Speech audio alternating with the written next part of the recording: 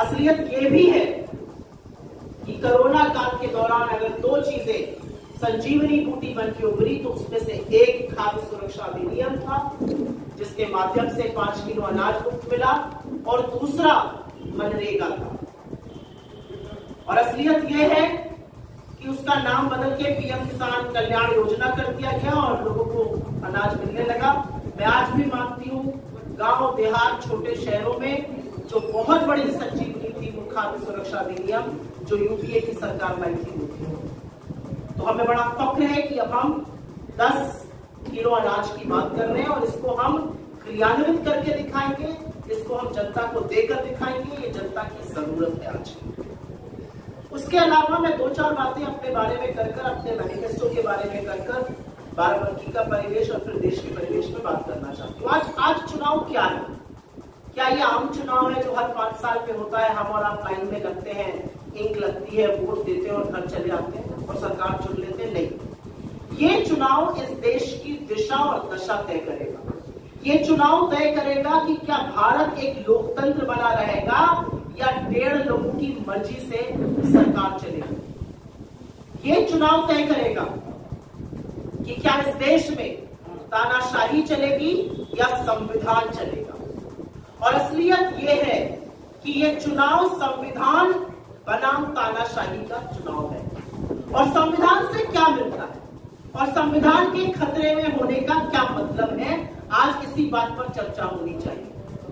संविधान खत्म होने का मतलब है जो आपकी अभिव्यक्ति की आजादी है, जो आपको मिली सहूलियतें हैं, जो आपको मिला freedom of speech and expression है, वो सब खत्म हो जाएगा। संविधान खत्म होने का मतलब है कि बाबा साहब अम्बेडकर का या हमारे आजादी के दीवानों के जो सपनों का भारत था वो खत्म हो जाएगा। संविधान खत्म होने का मतलब है कि आरक्षण जो दलितों, आदिवासियों, वंचितों, शोषितों, पिछड़ों को मिलता है वो खत्म हो जाएगा। और इसीलिए संविधान की रक्षा करने को हम प्रतिबद्ध हैं। इसीलिए हम लोगों से कह रहे हैं कमर कस लीजिए और संविधान की पूरी तरह से रक्षा कीजिए। आगे एकदम बना रहे। ये चुनाव उन ताकतों के बीच में है जो संविधान का विरोध करना चाह रही है और वो ताकतें जो संविधान को बचाने पर आमादा है। राहुल गांधी ऐसे ही अपने हाथ में संविधान लेकर हम रैली में नहीं जा रहे। राहुल गांधी जी का संविधान हाथ में लेना प्रतीक है उस लड़ाई का जिसको इंडिया गठबंधन लड़ रहा है। कभी सोचा है आपने 400 पार का नारा क्या था और क्यों मोदी जी ने वो बोलना बंद किया? 400 पार साजिश थी संविधान को बदलने की, षड्यंत्र था आरक्षण को खत्म करने का। और ये हमने नहीं कहा, ये उन्हीं के लोगों ने कहा। अनंत हेगड़े से लेके ज्योति मिर्धा, लल्लू सिंह, गिरिराज सिंह, लगातार उनके लोगों ने कहा संविधान बदलना है, संविधान बदलना है। क्यों बदलना है संविधान? क्योंकि अगर संविधान रहेगा तो लोग अपने हक के लिए लड़ेंगे, लोग आरक्षण खत्म नहीं होने देंगे, लोग अपने हकूक के लिए लड़ेंगे। इसलिए संविधान को बदलना है। और हमने भी कमर कस ली है कि दुनिया इधर से उधर हो जाए, संविधान को तो हम आपको नहीं बदलने देंगे, किसी कीमत पर नहीं बदलने देंगे। तो इसलिए देश उठ खड़ा हुआ है। 4 चरण के चुनाव हो चुके हैं और 4 चरण के चुनाव में एक बात साफ है, शीशे की तरह साफ है कि 4 जून को नरेंद्र मोदी इस देश के ना प्रधानमंत्री बनेंगे ना बीजेपी की सरकार बनेगी। ये पूरी तरह से साफ है बात। ये पूरी तरह से साफ है कि 4 जून को इंडिया गठबंधन की सरकार बनेगी। लोगों ने ये फैसला कर लिया, लोग उठ खड़े हुए। इसलिए मोदी जी ने अपनी रैली में 400 पार का नारा बंद किया, क्योंकि संविधान के खिलाफ साजिश और षड्यंत्र दोनों साफ हो गया था। हमारा जो मैनिफेस्टो है 48 पन्नों का 15,329 शब्द है। इसकी आधारशिला न्याय है। हर उस समस्या का जो 10 साल में नरेंद्र मोदी जी ने बनाई है, वो समस्या बेरोजगारी की है, वो महंगाई की है, वो आर्थिक असमानता की है, वो गरीबी की है, वो हाशिए पर लोगों को करने की है। हर उस समस्या का समाधान हमारे इस न्याय पत्र में है। 15,329 शब्द, 48 पन्ने। युवा न्याय, नारी न्याय, किसान न्याय, श्रमिक न्याय और हिस्सेदारी न्याय। हम बात करते हैं 45 साल में सबसे ज्यादा बेरोजगारी है। हम 30 लाख सरकारी नौकरियां 15 अगस्त से भरनी शुरू करेंगे। हम 1 लाख का स्टाइपेंड देंगे युवाओं को जो डिग्री और डिप्लोमा धारक होते हैं। हम अग्निवीर को खत्म करेंगे योजना को, और जैसे पुरानी व्यवस्था थी नौकरी देने की सेना में, उसको बहाल करेंगे, क्योंकि इस देश की सरहद का, इस देश की सुरक्षा का, इस देश की भूभागीय अखंडता को एक रखने का काम ठेके पर नहीं हो सकता है। रेगिस्तान में तपते हुए, रेगिस्तान में और हाड़ गलाने वाली ठंड जो सियाचिन में होती है, वहां पर जवान खड़ा होकर जब सुरक्षा करता है भारत माता की, वो काम ठेके पर नहीं हो सकता। 73 साल का प्रधानमंत्री आपसे 5 साल और मांग रहा है और 24 साल के युवा को कह रहा है तुम घर बैठो, तुम रिटायर हो गए, इसलिए अग्निवीर को खत्म करना है। हम पेपर लीक के खिलाफ ऐसा कानून बनाएंगे कि रूह कांप जाए पेपर लीक करने वालों की।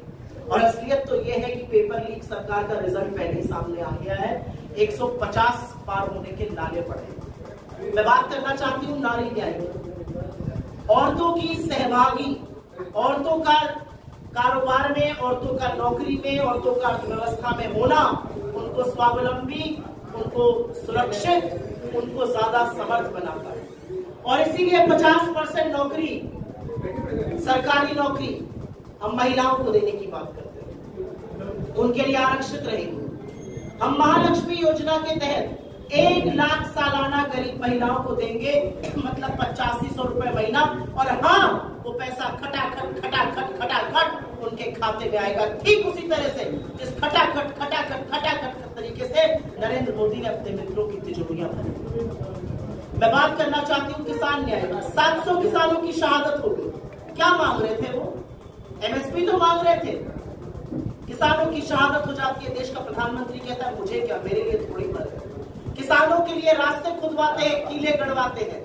हम किसानों को एमएसपी की कानूनी गारंटी देंगे और साथ ही साथ 16 लाख करोड़ अपने मित्रों के माफ किए हैं। हम किसान की कर्जा माफी करेंगे, पहले भी करी थी यूपीए की सरकार ने, पुनिया जी तब सांसद थे।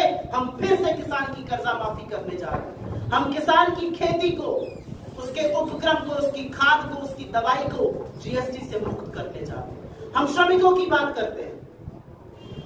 जिस देश में कोरोना आया, जो देश के बाहर बैठे थे, जो देश छोड़ के लोग चले गए थे, उनको हवाई जहाज से लाया गया।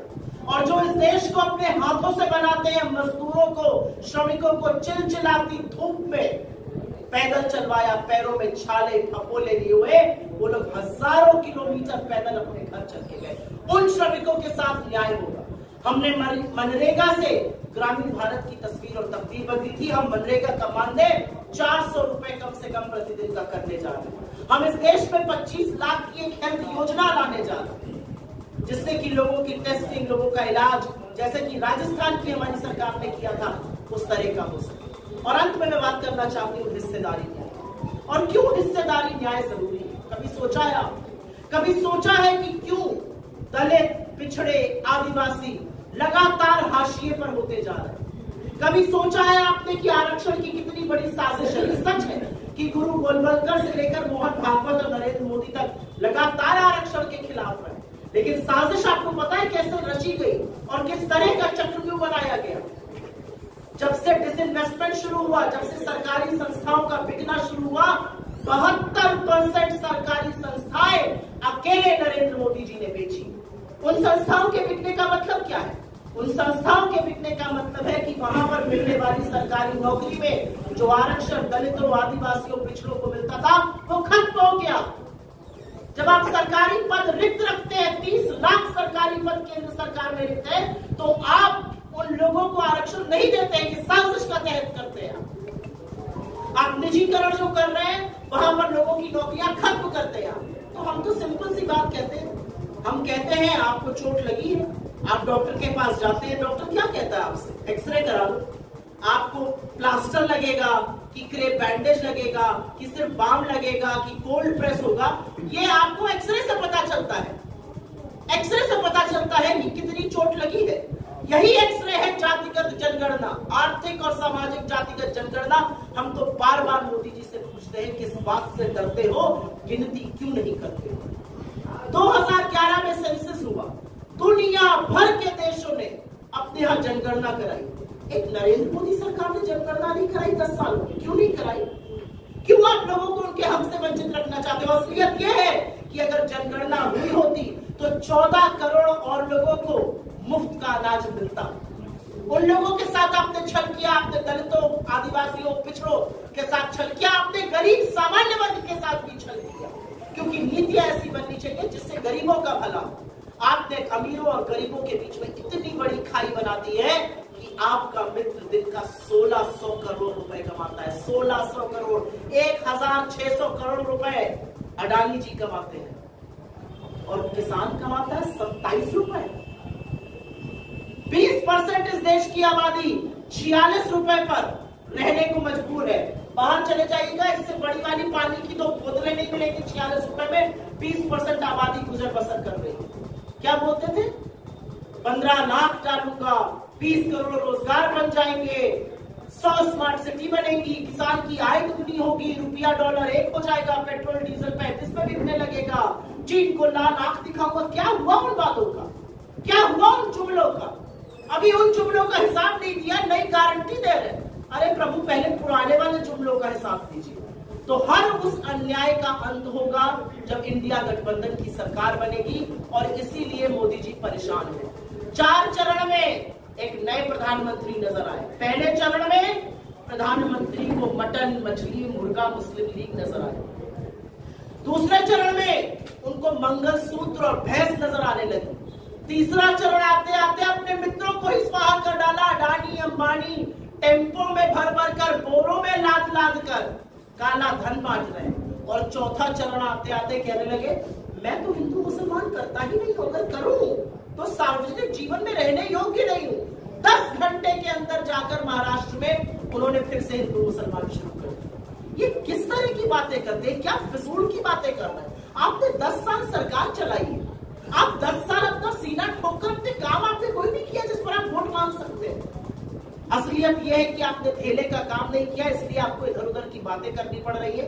लेकिन इस देश ने आपको बहुत मोहब्बत दी, इस देश ने आपको 2 प्रचंड बहुमत दिए और इस आशा से दिए कि आप देश के लिए कुछ करिएगा, लेकिन आपने नहीं किया। और यही देश, यही लोकतंत्र है, ये आपसे उठकर सवाल पूछ रहा है और इसीलिए 150 पार होने के लाले पड़ेगा। तो मेरा अपना कहना है कि चुनाव के मुद्दे जो है वो आम जनता के मुद्दे हैं।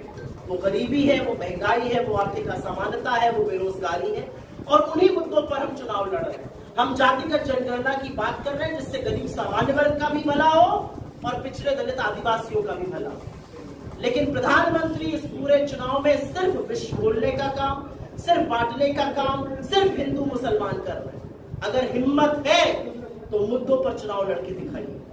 मैं अंत में यहाँ पर बाराबंकी में हूँ और मेरे पिता तुल्य पीएल पुनिया जी के बेटे और मेरे छोटे भाई तनुज पुनिया यहाँ से चुनाव लड़ रहे हैं।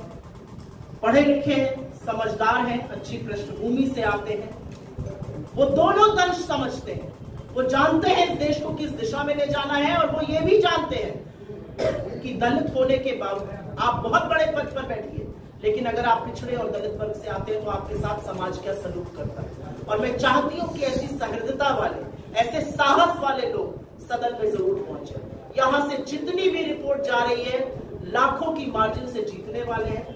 आपके माध्यम से जनता से हाथ जोड़कर अनुरोध है, जनता से आग्रह है कि जरूर मेरे भाई को वोट देके जिताएं। पढ़ा लिखा व्यक्ति, अच्छी पृष्ठभूमि का व्यक्ति, एक अफसर के बेटे जिनको पूरा तंत्र पता है कैसे काम कराया जाता है, सदन में पहुंचेंगे तो जरूर क्षेत्र का भी भला होगा और सदन की भी गरिमा बढ़ेगी। राहुल जी और अन्य लोग भी आकर यहाँ पर मीटिंग करेंगे। बाराबंकी शुरू से क्रांतिकारी रहा है और क्रांति का जब घोषणा यहाँ से होगी तो जरूर उसमें आप सब सहभागी बनिए। आपके सवालों का स्वागत है। अभी तक से चंदा वसूला है, उस गौ माता से भी चंदा वसूला है, उस गौ माता की का मांस बेचने वाली कंपनी से जिनकी हम पूजा करते हैं। क्या बात करते हैं ये लोग? और असलियत एक ये है कि नरेंद्र मोदी थक हार कर कहते हैं अडानी और अंबानी टेम्पो में पैसा बांट रहे हैं। ईडी सीबीआई इनकम टैक्स नहीं जा रही वहां, क्यों? आपके अधिकारी आपकी बात सुनना भूल चुके हैं या आप ऐसे ही बरगलाने की बातें करते हैं? असलियत ये है कि नरेंद्र मोदी जी जब जय शाह की ओर देखते हैं तो उनको परिवारवाद याद नहीं आता। जब वो पीयूष गोयल और रविशंकर प्रसाद को देखते हैं परिवारवाद नहीं याद आता। अनुराग ठाकुर को और पूनम महाजन को देखते हैं तो परिवारवाद नहीं याद आता। गोपीनाथ मुंडे की लड़की को देखते हैं तो परिवारवाद नहीं याद आता। सम्राट चौधरी को देखते हैं तो परिवारवाद नहीं याद आता। इधर उधर की बातें बंद कीजिए। 10 साल से सत्ता चलाइए, जनता हिसाब मांग रही है, कब तक कांग्रेस को पोस कर अपनी दुकान चलाते रहिए। सुथरी छवि का व्यक्ति, मुझे पूरा भरोसा है कि जनता इस बार उनको जरूर संसद में पहुंचाएगी। अरविंद केजरीवाल जी लखनऊ में बीजेपी पर अखिलेश यादव के साथ उन्होंने प्रेस कॉन्फ्रेंस की। मेन मौके पर, चुनाव के मेन मौके पर अरविंद केजरीवाल का जेल से बाहर आना कितना बड़ा फायदा इंडिया गठबंधन को देगा? देखिए, ये फायदा नुकसान की बात नहीं है, ये बात है लोकतंत्र की। और मैं स्वागत करती हूँ अरविंद केजरीवाल जी का रिहा होने का। जेल से मुख्यमंत्री है, प्रचार प्रसार करना चाहिए, अपनी पार्टी के अध्यक्ष है। लेकिन मैं उसी स्वर में और बड़ी वेदना के साथ और बड़े दुख के साथ एक बात कहता हूँ, इस देश का एक आदिवासी मुख्यमंत्री जिसको आपने जबरन रिजाइन कराया, वो जेल में है, वो प्रचार की बार बार गुहार लगा रहे हैं। झारखंड में एक चरण का मतदान हो चुका है, 2 चरण का बाकी है, उनको क्यों नहीं रिहा करा जा रहा है? मैं पूछना चाहता हूँ, क्या आदिवासी होने का इतनी बड़ी कीमत है? क्या आदिवासी होना पाप है? उनको क्यों नहीं रिहा किया जा रहा है? राजनीतिक जीवन में राजनीतिक लोगों को प्रचार प्रसार से क्यों रोका जा रहा है? मेरा अपना मानना है, जिस तरह से लोगों को जबरन जेल में डाला जा रहा है, जिस तरह से ईडी एक तरफा कार्रवाई करती है, जिस तरह से सीबीआई की रेड सिर्फ विपक्ष दलों पर होती है, जिस तरह से इनकम टैक्स उन लोगों के पास पहुंचती है जो सरकार से सवाल पूछते हैं, वो सरकार की बदनीयती को बखान कर रही है। इसमें मैं जितना कम बोलूं उतना अच्छा रहेगा। प्रधानमंत्री नरेंद्र मोदी 10 साल से इस देश के प्रधानमंत्री हैं, 12 साल गुजरात के मुख्यमंत्री रहे। यह अलग बात है कि उन्होंने खाद्य सुरक्षा अधिनियम का, जीएसटी का, तमाम उन चीजों का विरोध किया, आधार का, जो उन्होंने सरकार में आने के बाद सेंटर में हमारी सारी चीजें अपनाई। 22 साल जिस व्यक्ति का निर्वाचित सदस्य रहने का एक्सपीरियंस है, वो एक चुनाव बेरोजगारी पर, महंगाई पर, आर्थिक असमानता पर, गरीबी पर, महिला सुरक्षा पर नहीं बोल सकता है। जब तक नरेंद्र मोदी जी हिंदू मुसलमान शमशान कब्रिस्तान 80-20 ना करे, वो चुनाव नहीं लड़ सकते। मोदी जी को मां से मुसलमान दिख रहा है, उनको मां से मणिपुर नहीं दिख रहा, मां से महंगाई नहीं दिख रही है, मां से महिला सुरक्षा नहीं दिख रही है। हमारे देश की बेटियां मेडल लाती है तो आप उनसे हाथ मिलाते हैं, और जब उन बेटियों पर कोई हाथ उठाता है, उनका यौन शोषण करता है, आप उन बेटियों को घसीटवाते हैं, सड़कों पे बूटों से लौटवाते हैं और संरक्षण देते हैं आरोपी को। आप कहते थे बहुत हुई महंगाई की बात, आपने तो आटा दही दवाई पढ़ाई पर जीएसटी लगा डाला। 50,000 बच्चों का सेंट्रल यूनिवर्सिटी से दाखिला वापस लिया गया क्योंकि माँ बाप अपने बच्चों को पढ़ा नहीं पा रहे। किस सरकार में एक पेन पर, एक पेंसिल पर जीएसटी लगा है? क्या बात करते हैं ये लोग? नरेंद्र मोदी जी दंगों की बात करते हैं। मैं नरेंद्र मोदी जी की आंख में आंख डालकर एक बात पूछना चाहती हूँ, आप इस देश के प्रधानमंत्री हैं। 2019 अगस्त के बाद से कश्मीर में आतंकवादी मुठभेड़ में जितने भी हमारे जांबाज मारे गए, आप उनके लिए श्रद्धांजलि का और संवेदना का एक शब्द क्यों नहीं बोलते? वहां मेजर मरे, वहां कर्नल मरे, वहां एयरफोर्स का एक व्यक्ति अभी वीर गति को प्राप्त हुआ। नरेंद्र मोदी जी एक शब्द नहीं बोलते हैं श्रद्धांजलि का और संवेदना का। क्यों नहीं बोलते हैं? नरेंद्र मोदी जी गलवान में 20 जांबाजों की शहादत होती है, आप चीन के आगे कहते हैं कोई घुसा हुआ नहीं है। आप मंगलसूत्र की बात करते हैं ना मोदी जी, तो मैं पूछना चाहती हूँ, जो 20 जांबाजों की विधवाएं हैं वो अपने मंगलसूत्र का हिसाब मांग रही हैं।